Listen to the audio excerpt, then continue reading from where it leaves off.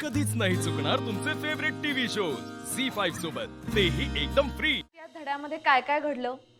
दीपकच्या बाबांनी त्यांच्या ऑफिसमध्ये सगळ्या कामांसाठी यंत्रांची नेमणूक केली आणि यामुळे दीपक घाबरलाय। दीपकला स्वप्नात असं दिसलं की सगळ्या यंत्रांनी बंड पुकारलंय आणि त्याच्या बाबांचं पण यंत्र झालंय। हे जेव्हा दीपकनं त्याच्या बाबांना सांगितलं तेव्हा त्याच्या बाबांनाही शहाणपण आलं। बाबांनी सगळ्या यंत्रांना काढून टाकलं आणि त्या जागी कामासाठी माणसांची नेमणूक केली। बरोबर ना?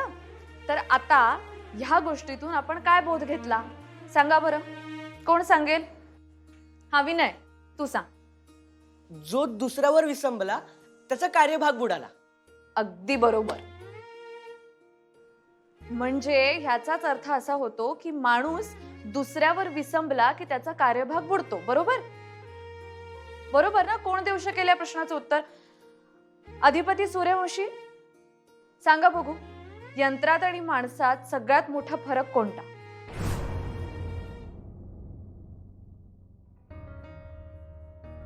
सोपं आहे तसं।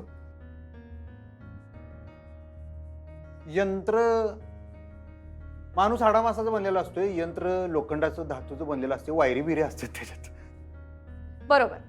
आणखी आणखी काय फरक आहे? आणखी माणसाला मन असतं, यंत्राला काय मन बिन नसते। बरोबर।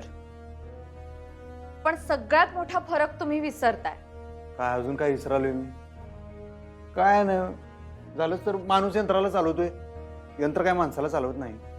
बरोबर, पण पूर्णपणे बरोबर नाही।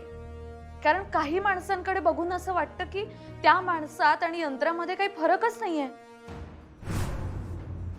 कारण काही माणसं ही यंत्रांच्या आहारी जातात, यंत्र सांगतील तसंच वागू लागतात, तसाच विचार करू लागतात।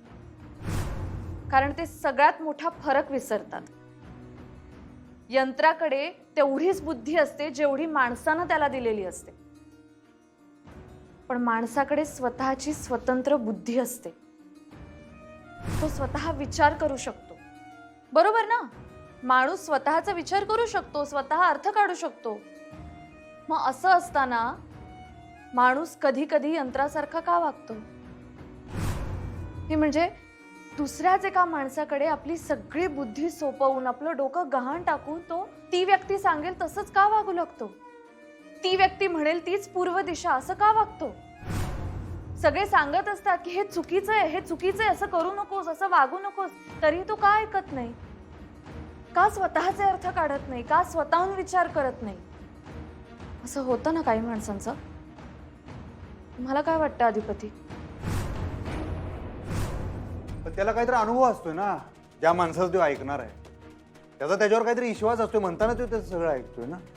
बरोबर आहे, विश्वास ठेवणं हे माणसाचं एक वैशिष्ट्य आहेच, पण जर डोळे उघडे ठेवून विश्वास ठेवला तर तो माणसाचा गुण ठरतो आणि डोळे झाकून विश्वास ठेवणं हा त्याचा दोष आहे अधिपती।